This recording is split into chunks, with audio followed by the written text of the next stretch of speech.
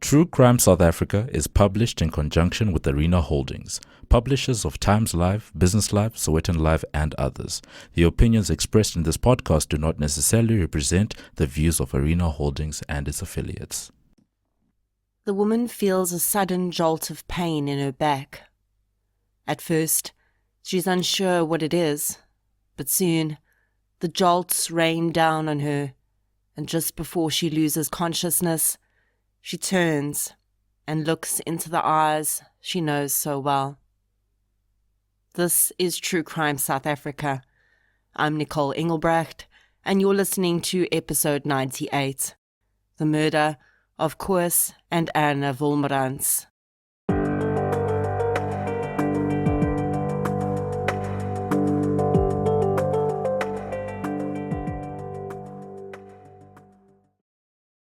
This episode is sponsored by the new release biographical crime movie Bandit. In 1985, Gilbert Galvin Jr., played by Josh Duhamel, a charming career criminal, escapes from a U.S. prison in Michigan and crosses the border into Canada, where he assumes the identity Robert Whiteman. After falling in love with Andrea, played by Alicia Cuthbert, he turns to robbing banks and discovers he's quite good at it. Pretending to be a security analyst, Robert begins flying around the country, robbing multiple cities in a day, eventually catching the attention of national news outlets that dub him the Flying Bandit. Robert becomes addicted to the rush and money, and soon turns to loan shark and gangster Tommy Kay, played by Mel Gibson, to hook him up with bigger opportunities. But Robert's notoriety is growing, and a ruthless detective played by Nestor Carbonell will stop at nothing to bring him down. The movie is based on the 1996 true crime book The Flying Bandits by Robert Knuckle, and I don't think I have to tell you that, true crime fans, this is definitely for you. The movie releases nationwide in cinemas on the 25th of November, and I've got 2 double tickets to give away. Check out our social media for details on how to enter. A huge thank you to Bandit for sponsoring True Crime South Africa. Before we get into today's episode, I'd like to thank our new Patreon and PayPal supporters for the week. A huge thank you goes out to Helena, Matthew Stretch, Verushka van der Merwe, Althea Muniz, Melissa Blow, Carla Stradom, Marie Pinar, and Lela Malau for your support on Patreon. Thank you so much, everyone. Your support really does make a huge difference. If you'd like to support the show on Patreon or PayPal, I'll leave a link in the show notes. Patrons get an exclusive episode every month, as well as access to ad-free versions of each week's episode. There are currently 22 Patreon exclusive episodes on the platform, so if you're keen to access those, head on over to Patreon and search True Crime South Africa or click the link in the show notes. You also have the option of purchasing an annual subscription, which I think is a pretty good idea as a Christmas gift for your best true crime friend or partner in crime. Today's episode covers a murder within a family, but what makes it quite different from some of the others we've looked at on this podcast is that the offender involved outsiders in the crime.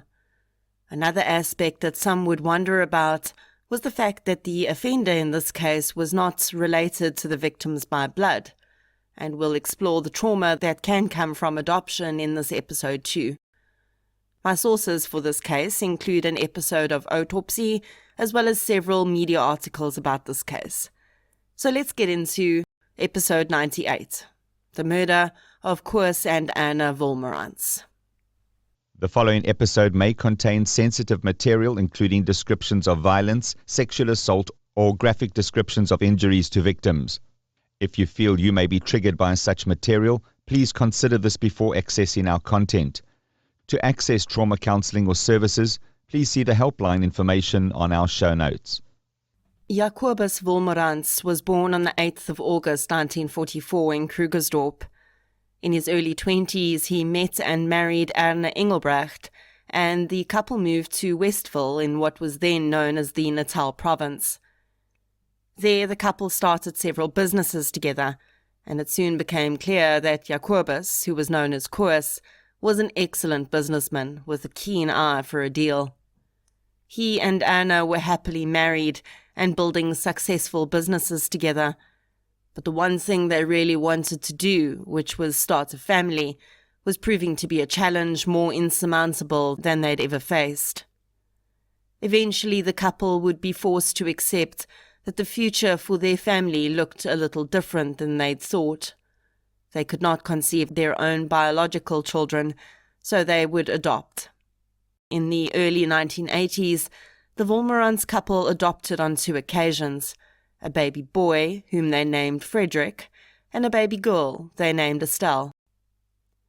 Frederick, or Fritz as he would become known because there were quite a few Fredericks in the Wolmarans family, with it being Koos's father's name, was just 2 weeks old when Erna and Koos became his parents. Fritz's sister would later say that in her experience she and her brother had had a pretty idyllic childhood. She felt that they never wanted for anything, and I say the words "in her experience" very specifically, because Fritz would say that he'd had a very different experience of his childhood and his parents' parenting style. And this is entirely possible. It doesn't mean his parents even parented him any differently than they did his sister, although it's possible they did. It just means that he was viewing the world through a different lens, and the one he saw his family through didn't paint them as the happy family his sister saw. By the time he matriculated, it became clear to Fritz's parents that their son was going to need a significant amount of guidance to get on the track they'd hoped he would be on. Fritz had fallen in with quite a rough crowd. He'd even earned himself a rather interesting nickname. His friends didn't know him as Fritz or even Frederick. They knew him as Snakes. Koos had wanted his son to go on to study after school, but it would take some time to get Fritz to agree to a specific study track. He eventually decided on a business-related diploma, likely after some strong suggestion from his dad. But Fritz wasn't just struggling to find his educational path in life. He was also trying to navigate a habit he'd developed with his group of friends. Fritz, or Snakes as he was known, had developed a drug habit. When his parents had discovered that their son was dabbling at some level in drugs, they reacted in the same way many do. At first, they were sure that getting him professional help, rehab, would be the solution, but they would soon learn that in the world of addiction, it's not always that easy. It's unclear just how deep Fritz's drug habit had run, but it would later be said that his parents had eventually resorted to the tough love that many parents of addicts have no choice but to resort to after all other options are exhausted. Fritz still lived with his parents, even by age 20, despite his recurring drug habit, but his parents soon started refusing to supply him with any additional money over and above what was required for necessities. He was fed, clothed, his education was paid for, and he had a roof over his head. But his parents didn't feel they could trust him with any additional money at that point, because they were pretty sure it would encourage his drug habit. The tough love idea is one that many addiction experts promote. It's usually a last resort, and it's often harder for the family or loved ones of the addict than it actually is for the person with the substance use issue. Some people respond well to this. It makes them realize they've hit rock bottom. But for as many people, it doesn't work. It either makes them more desperate and likely to get themselves into even worse trouble to meet their substance needs, or, for a small number of people, it activates something underlying. It makes them feel rejected and like victims. They cannot see how their loved ones have already given them everything, emotionally and often financially, that they can. And instead, they're certain that their family is simply being selfish, and they become angry, very angry. Fritz Wolmarans seems to have reacted in exactly this way. Just after 11 p.m. on the evening of the 27th of March 2000, a phone call from the Wolmarans residence came in to Westville police station. Fritz Wolmarans demanded the immediate presence of police at his home. He said he'd just come home from the Pavilion shopping centre after meeting with a friend and found that his house had been broken into and both his parents had been attacked. The police officers said they'd be sending an ambulance and a police unit would follow. Frederick said his parents were very clearly dead. He didn't think an ambulance would be necessary. In the episode of the television program Autopsy, forensic pathologist Dr. Estelle van Staden speaks about this case from first-hand experience, at least from the perspective of having known the family when she was growing up. The Wolmarans family were family friends to Estelle's family, and she remembers thinking how their home would never get broken into because they always had big, fierce-looking dogs as pets. When police arrived at the Wolmarans residence that night, they found that their 2 Rottweilers were locked in the garage. Frederick said that the dogs had been in there when he'd arrived home. Police came across 55-year-old Koos Wolmarans first. He was in the lounge. It appeared he'd been attacked while watching television. The man had clearly put up a huge fight for his life. He was bruised and battered and had sustained at least 32 stab wounds before succumbing to a combination of this physical trauma. Koos's wife Erna lay in the hallway. She seemed to have put up less of a fight than her husband. Perhaps she was ambushed, but her wounds were just as horrific. She too had many stab wounds, and her throat had been savagely slit. Unlike her husband, who pathologists estimated may have been alive for as long as an hour after he'd fallen to the floor, immobile, Erna Wolmarans had died almost immediately. Dr. Estelle van Staden explains the various ways that the slitting of a throat can result in death. One way is when a slow bleed vein is cut and the victim is otherwise immobilized and doesn't receive medical attention immediately, and the victim may slowly bleed to death. Another way is when the arteries that transport blood from the heart to the brain are severed.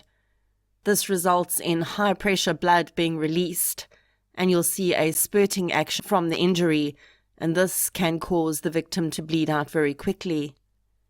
The third way that a blade injury to the neck can kill someone is by creating an embolism, an air bubble, that enters the vein system and travels to parts of the body where it shouldn't be, like the heart or the lungs, and that is how the victim ultimately dies.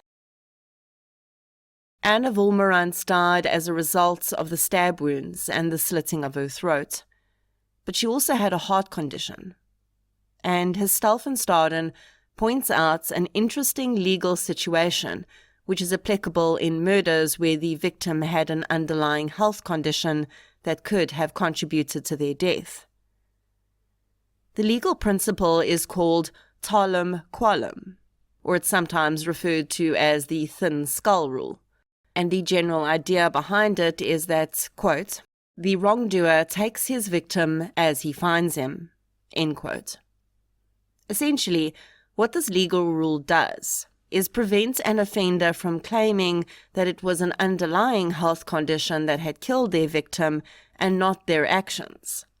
For instance, if an offender assaults a victim in a manner which can be proven to be deliberate and could knowingly lead to death, whether that victim ends up dying as a result of the attack or of a heart attack, for instance, does not matter to a court.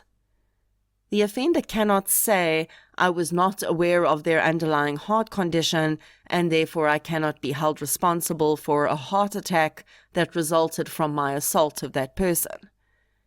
In Erna's case, There was no direct evidence at autopsy that her heart condition had indeed contributed to her death, but it may well have to some extent. That, though, would be of no consequence when they found her killer, because of the Talim Qualim principle. Once the gravity of the scene had been ascertained by the initial responding officers, the Pinetown Murder and Robbery Unit was contacted to attend the scene. Detective Werner Havenka was attached to this unit, which at the time specialized in handling only murders and violent robberies. These units would later be dismantled by SAPS management, and those detectives would be reintegrated back to station level. This move would mean that all detectives, whether or not they were qualified or trained to do so, had to handle dockets of all kinds, from muggings right up to complex murders, like that of the Wolmarans family. This was undoubtedly not a smart move from the SAPS, and we've seen the fallout from this poor decision in the 22 years that followed. On that night, though, the Wolmarans couple would have the services of a highly trained and focused detective on their case, and the results soon began to show. When Havenka walked through the scene, he immediately felt that the couple must have known their attacker or attackers. They had been going on about the ordinary routine of their evening when they were killed. Their dogs, who other friends and family members would later say were always in the house, had been inexplicably locked in the garage. This could not have been done by someone who didn't know the dogs, as they simply would not have obeyed a stranger's commands. It was when Havenka went into Fritz Wolmarans' bedroom, though, that he found some significant evidence that something truly strange was at play. Fritz had told police when they arrived that the attackers seemed to have gained access through his bedroom, but when Havenka went into the room, although the glass on the window was broken and the burglar bars were bent, seemingly to allow access to intruders, this damage had quite clearly been caused from the inside. The shattered glass lay on the ground outside the house. None of it was inside, which you'd expect to see if someone had stood outside and smashed the window. The way the burglar bar was bent was also clearly done from the inside of the house. Havenka immediately suspected that someone living in the house was responsible for the crime. There were several items missing from the home. Erna Wolmarans' wedding ring had been removed from her finger, and there were other clearly open spaces on shelves and tables around the house where high-value items had been removed. While forensics officers gathered evidence from the scene, Detective Havenka asked Fritz Wolmarans to come down to the station with him. During his initial statements, Fritz stuck to his story that he'd been at the pavilion that night and had returned home to find his parents dead. The alibi was weak, though. Havenka believed, and the estimated time of death of the victims indicated, that Fritz would have had plenty of time left to commit the crime. Elmarie Myberg of the SAPS's Investigative Psychology Unit says that the nature of the attacks on the couple also pointed to someone who knew them having committed the crimes. The huge number of stab wounds and the frenzy of both attacks indicated that whoever had killed the couple had harbored the type of anger toward them that would usually only be born of a personal connection. As the brutal slayings hit the headlines, the news also hit the streets. And it wasn't long before the intricate network of informants the murder and robbery units had set up provided invaluable information to detectives.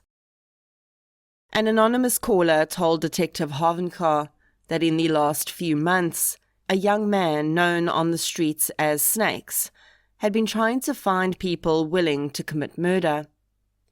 The young man had approached several different sex workers he'd had dealings with in the past. Some had turned him down, others had made tentative inquiries on his behalf, but nothing, it seemed, had panned out. Until he approached a 27-year-old woman who worked in the sex trade under the name Priscilla. Priscilla was soon identified as Lily Mandob. The woman lived in an area called Verulam and was a known sex worker. Havenkar made contact with the woman and asked her to come down to the police station.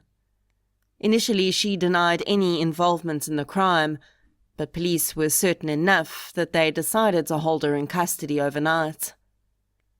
The next day, Lily was brought back from the holding cells and questioned again. This time, she said she could no longer live with the nightmares she was experiencing and was ready to talk. Lily Mandob admitted that Fritz Wolmarans had approached her to help him kill his parents. She would later provide a full confession to a magistrate, which detailed what she said happened on that night. As she gave this statement, Havenkar was simultaneously actioning the arrest of Fritz Wolmarans.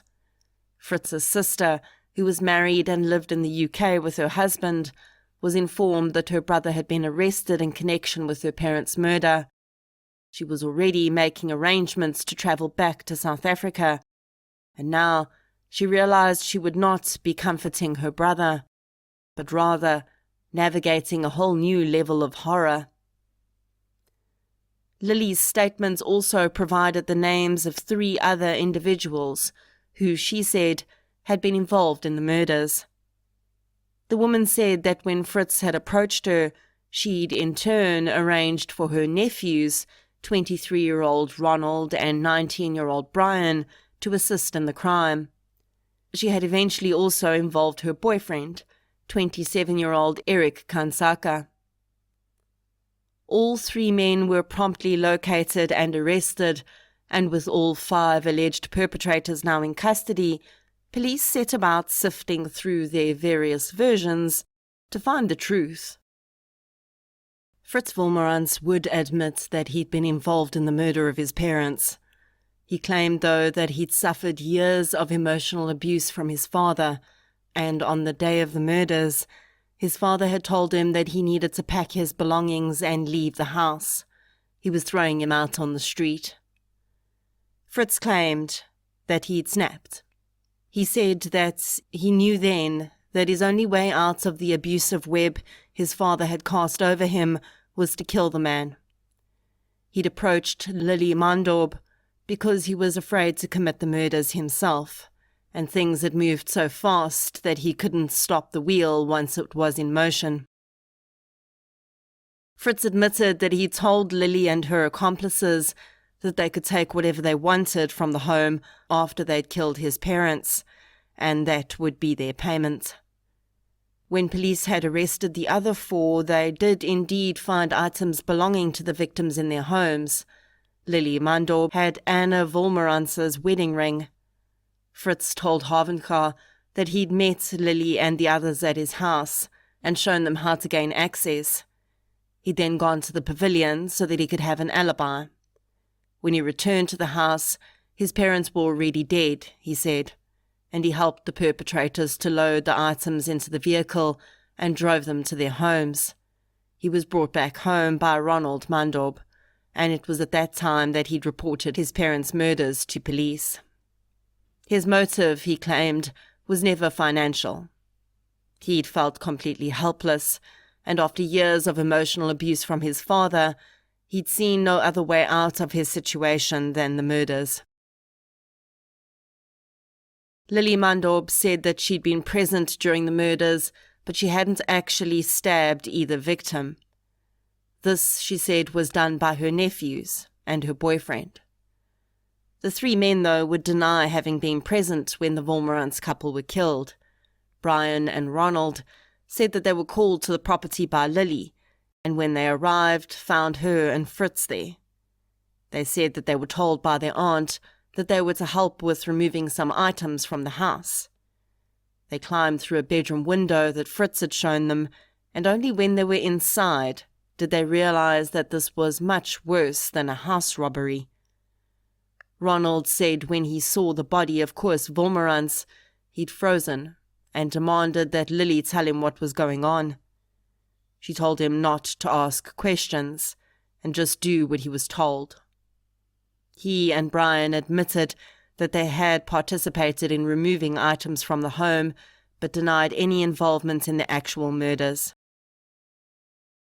Eric Kansaka, Lily's boyfriend, told a similar story to the Mandor brothers. He said Lily had called him and asked him to come and help her at a house in Westville.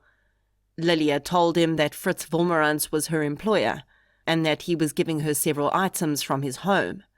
She needed his help transporting and carrying the items. Eric said he'd thought it was strange that her employer would be doing this so late at night, but he'd gone to the address she'd given him. When he arrived there, though, he realized that everything was not as it seemed.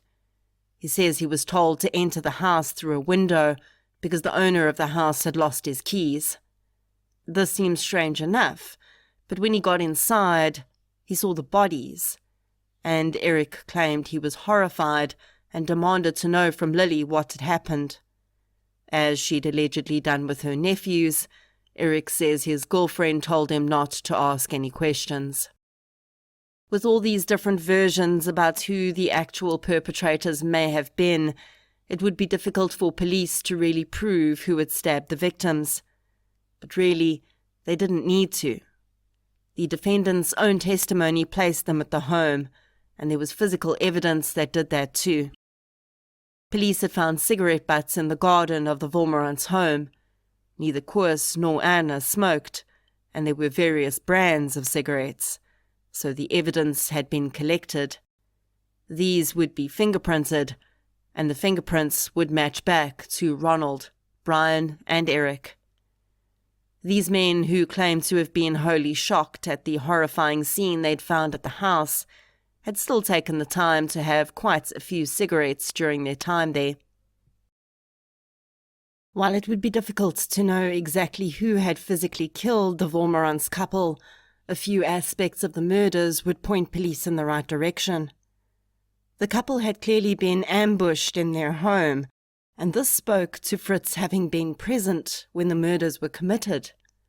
He could have broken his bedroom window and bent the bars and brought his accomplices into his room and then left the house and let them continue with the murders, but the dogs were in the garage.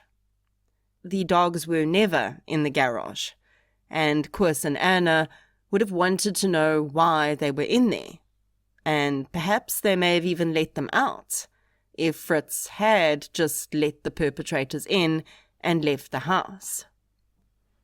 Another aspect of the conflicting statements that had to be considered was that Koos had clearly been involved in a protracted fight with his attacker prior to his death. He'd suffered blunt force trauma as well as knife wounds. This, at the very least, spoke to the possibility of more than one perpetrator having attacked him at the same time, and it's also unlikely that Lily would have been able to take the man down on her own, so at least one of the other men had to have been involved. There is very little possibility that Fritz's version was true. Lily's version, that her nephews and boyfriend had committed the murders, could be possible, but even Detective Havenkar didn't feel the younger boy, Brian, or Eric, had any idea what was really happening in that house. Eric Kansaka had no criminal record. He was not a known drug user, and on investigation, it became clear that he'd been pretty well duped by his girlfriend Lily. He'd believed that Lily worked as an admin clerk for the Wolmarans family. He would only apparently find out after his arrest that she'd in fact been a sex worker for many years, and that Fritz was likely one of her clients. Despite this, neither Eric nor Brian had attempted to call for help. Neither man, even if they had been surprised by the murders, had come forward with information to police, and they had shared in the spoils from the Wolmarans' home. As the trial against the 5 accused started in August 2001, Fritz Wolmarans decided to plead guilty to the murder of his parents, but he insisted that the murders had not been committed for financial gain, and that he'd simply found himself on that day in an emotional state after alleged abuse from his father that led to him asking Lily Mandorb for her assistance. The state refused to accept this guilty plea because they had evidence that Fritz had tried to arrange his parents' murders on at least 2 other occasions in the months before their deaths, and he'd most definitely expected to benefit financially because he had offhandedly told others that he was going to be coming into a large amount of money from his inheritance. As a result, a not guilty plea was entered on Fritz's behalf, and the trial proceeded. The other 4 all entered pleas of not guilty. When Lily Mandorb took the stand in her own defense, she attempted to claim that she'd been assaulted by Detective Werner Havenga and forced to provide a false confession. Under tense cross-examination by the state, the woman broke down and admitted she'd lied and had not been assaulted. What she'd told the magistrate in her confession was the truth, she said. Near the end of August 2001, with all the evidence presented, Judge Jan Kombrink found all 5 defendants guilty of all charges against them, which included 2 counts of murder, as well as robbery with aggravating circumstances. The judge said that he had not heard any evidence that could prove that Fritz had been present during the murders, but this did not mean he was not directly responsible for their murders and held the same amount of guilt as the person or persons who'd wielded the knife. During sentencing proceedings, Fritz Wolmarans took the stand. He reiterated that his actions had been as a result of years of what he saw as emotional abuse from his father, and he decided that his mother was complicit in this abuse because she'd never stopped the man and had sometimes taken part in the name-calling and mean-spirited talk.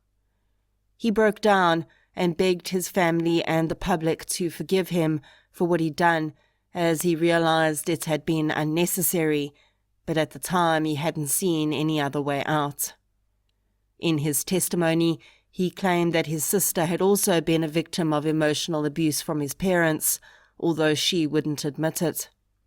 He continued to insist that he had never intended to gain financially from his parents' death, and said that even if he had been given some form of inheritance, he would have turned it down. It would take another month before Judge Kombrink would announce that he decided on a sentence, and all 5 perpetrators were once again brought before the court to hear their fate. In his judgment, the judge said he could not accept that there was any emotional breakdown in a moment of weakness that had led to the murders. He believed that Fritz had planned the murders for a long time, and his motives had been entirely selfish. He was certain that Fritz had simply been frustrated by his parents' refusal to give him any more money, and he decided to make it so that they were no longer there to stand between him and their wealth. Fritz Wolmarans, Lindy Mandorb, Ronald Mandorb, and Eric Kansaka were all given the same sentences, 3 life sentences each. Only Brian Mandorb, due to his age and the judge's belief that he was unduly influenced into participating in the crime, was given a lesser sentence. He was handed down 2 25-year sentences for the murders, as well as 10 years for the robbery with aggravating circumstances. He would be required to serve the sentences concurrently. Fritz's sister, when speaking to police, would deny that her parents were in any way emotionally abusive to her and her brother. She admitted that her father had been a strict disciplinarian, but that she had never felt abused by him. Now, there is no doubt that Fritz Wolmarans murdered his parents, and the judge had not considered any emotional abuse he may have suffered as mitigating circumstances, And really, neither do I. But I do think it's important for us to delve down into what may have contributed to Fritz's downward spiral here. Elmarie Myberg of the SAPS's IPU does not feel that Fritz being adopted played any role in the murders he committed, and that is supported by the fact that the vast majority of people who kill their parents are not adopted. They are biologically related to their victims. So let's be clear. Fritz did not commit this crime because he was adopted. The story of emotional abuse, though, which seems unsupported by Fritz's sister, is an interesting one. I've already touched on one aspect of why this may be. Every child raised by the same parents has a different experience of those parents. It's something I've said in other episodes too, and in other cases of family murder. But the adoption aspect brings a new perspective to this. Through the journey of writing and launching my book, I've had the pleasure of meeting and spending time with Sarah Jane McCualla King. Sarah Jane is a beautiful, bubbly, intelligent, caring woman.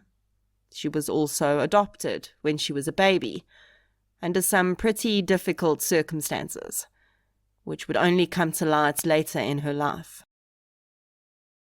Sarah Jane has struggled in her life with substance use issues and mental health challenges. She documents her journey in her 2 books, Killing Caroline and Mad Bad Love, which I highly recommend. But with all her advocacy, interesting insights, and the important issues she has to tell the world about, I think perhaps one of the most important concepts that Sarah Jane has introduced me to is the trauma of adoption for the adopted child. Sarah Jane has experienced the ideas around adoption that most people buy into, and which I too bought into before I knew better. Despite the immense trauma she experienced, she and many other adoptees are told that they should be grateful, especially if they were adopted into a wealthy family. Adoptees are told that parents that adopted them somehow did them a favor by adopting them, and as a result, the trauma that adoptees experience through being separated from their biological families and everything else related to the entire adoption process is ignored. Adoptees are told that they are not allowed to feel what they do because where they ended up is so much better than where they would have been. Adoptees are often raised believing a completely false narrative. And then, when someone decides they are ready, or sometimes completely accidentally, that false reality implodes, and they're told that actually everything they've ever known to be true was a lie. But really, what's the problem? Because they should be grateful, right? Sarah Jane advocates about the various types of trauma and the resulting challenges in the lives of adoptees under the hashtag #AdoptionIsTrauma on social media. Her books explain better than I ever could how deeply the trauma of being removed from a biological family and placed in a non-biological one impacts an adoptee in almost every aspect of their lives, often even before they know they're adopted. So how does this relate back to Fritz? Well, really it probably has no direct influence on his crime. It is certainly absolutely no excuse. But he was clearly already struggling with emotional instability, more so perhaps than his sister. And the trauma he would have experienced as an adoptee, added onto that, very likely meant that his experience of his parents' tough love was never going to be positive. He had already been rejected, at least in his experience of that word, once in his life, as a 2-week-old baby. And then, The people who he had been continually told to be grateful for, the ones who'd given him a life he could never have had with his biological family, felt that they had no choice but to put up a wall. And that can never be removed from the equation, as much as we'd like to try. Does it add up to murder? Absolutely not. But could it be one part of the "how the hell does someone do this" formula? I think there is no doubt. Koos and Erna Wolmarans were just doing what they thought best in difficult circumstances. I fully empathize with families of those living with substance use challenges. It can be draining in physical, emotional, and financial ways that you cannot even imagine. And the desperation will lead them to try anything to help their loved ones. Koos and Erna had tried everything, and they had gotten to the point where they felt that they had no option but to practice tough love and hope that this would make their son wake up and get back on a healthy path. Sadly, they could not know that the tool that often works for many families of those living with substance use disorders would have tragic consequences for them. But this didn't just happen in a moment. Fritz had been planning this for months. Somehow, in his addled mind, his parents' refusal to support his lifestyle had made him decide that they were expendable. If they weren't going to continue to support him, then they needed to die. And they did. Fritz's sister now lives in a world where she has no family left. Her parents are dead, and her brother is in prison for a very, very long time. She too was adopted. She too lived in her parents' home and experienced their very same parenting style. But something inside her was just slightly different from her brother. And it would save her from becoming a perpetrator, like Fritz. But it couldn't save her from becoming a lifelong victim to his crimes. Jacobus Koos Wolmarans, Erna Wolmarans. Rest gently.